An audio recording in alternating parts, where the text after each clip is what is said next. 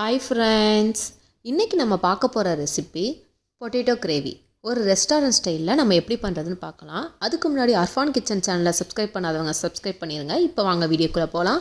அதுக்கு ஒரு மிக்சி ஜாரில் 2 பெரிய வெங்காயத்தை கட் பண்ணி வச்சுருக்கேன், அதை சேர்த்துடலாம். ஒரு துண்டு இஞ்சி, 2 ஏலக்காய், 10 பல்லு பூண்டு சேர்த்து இதை ஃபஸ்ட்டு தண்ணி சேர்க்காம அரைச்சதுக்கப்புறமா ஒரு சின்ன தக்காளி சேர்த்து, அதுக்கப்புறமா ஒரு 3 டேபிள் ஸ்பூன் அளவு கேர்டு சேர்த்து இதை நல்லா நைஸாக அரைச்சி எடுத்துக்கோங்க.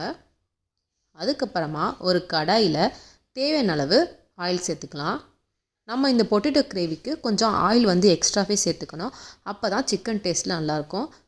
ஆயில் ஹீட் ஆனதுக்கப்புறம் 1/2 டேபிள் ஸ்பூன் சோம்பு, 1/2 டேபிள் ஸ்பூன் அளவு சீரகம் சேர்த்துடலாம். சேர்த்ததுக்கப்புறமா 2 டேபிள் ஸ்பூன் மிளகாய்த்தூள், நல்லா கலராக இருக்கிறதுக்காண்டி நான் காஷ்மீர் மிளகாய்த்தூள் ஆட் பண்ணியிருக்கேன். அப்போ தான் பொட்டேட்டோ கிரேவி நல்லா ரெஸ்டாரண்ட் ஸ்டைலில் கிடைக்கும். அதுக்கப்புறமா நம்ம அரைச்சி வச்சுருக்க தக்காளி வெங்காய பேஸ்ட்டு அதை கலந்து நல்லா பச்சை வாசனை போகிற வரைக்கும் நல்லா கலந்து விட்டுருங்க. நல்லா கலந்ததுக்கப்புறமா இதில் ஒரு 3 table spoon garam masala, 2 table spoon மல்லித்தூள், 1 டேபிள் ஸ்பூன் அளவு மஞ்சள் தூள் சேர்த்து இதை நல்லா கலந்துருங்க. இதை ஒரு 2 நிமிஷம் நல்லா கலந்ததுக்கப்புறமா நான் ஒரு 1/4 கிலோ போல் உருளைக்கிழங்க தோல் நீக்கிட்டு கட் பண்ணி வச்சுருக்கேன், அதை சேர்த்துட்டு தேவையான அளவு உப்பு சேர்த்து இதையும் நல்லா கிளறிக்கோங்க. ஒரு 5 மினிட்ஸ் இதை நல்லா கிளறிக்கிட்டே இருங்க. அப்போ தான் உருளைக்கிழங்குக்குள்ளே இந்த மசாலா எல்லாம் நல்லா இறங்கும், நம்மளுக்கு ரெஸ்டாரண்ட் ஸ்டைலில் கலர்ஃபுல்லாகவும் டேஸ்ட்டாகவும் கிடைக்கும். இப்போ கிரேவி நல்லா வதங்கிடுச்சு. நம்ம இந்த கிரேவிக்கு தேவையான அளவு தண்ணி சேர்த்துக்கலாம். நான் இன்றைக்கி இதில் 2 டம்ளர் போல் தண்ணி சேர்த்து 20லேருந்து 25 நிமிஷம் வேக வைக்க போகிறேன்.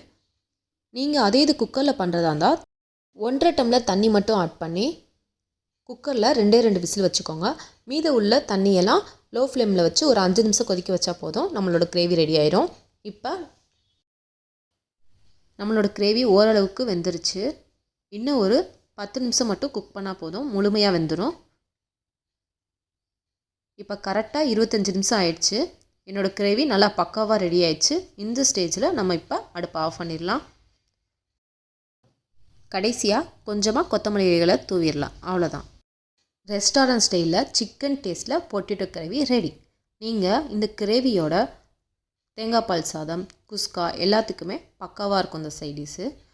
நான் இதோட தேங்காய்பால் சாதம் வீடியோஸை டிஸ்கிரிப்ஷன் பாக்ஸில் கொடுக்குறேன், செக் பண்ணி பாருங்கள்.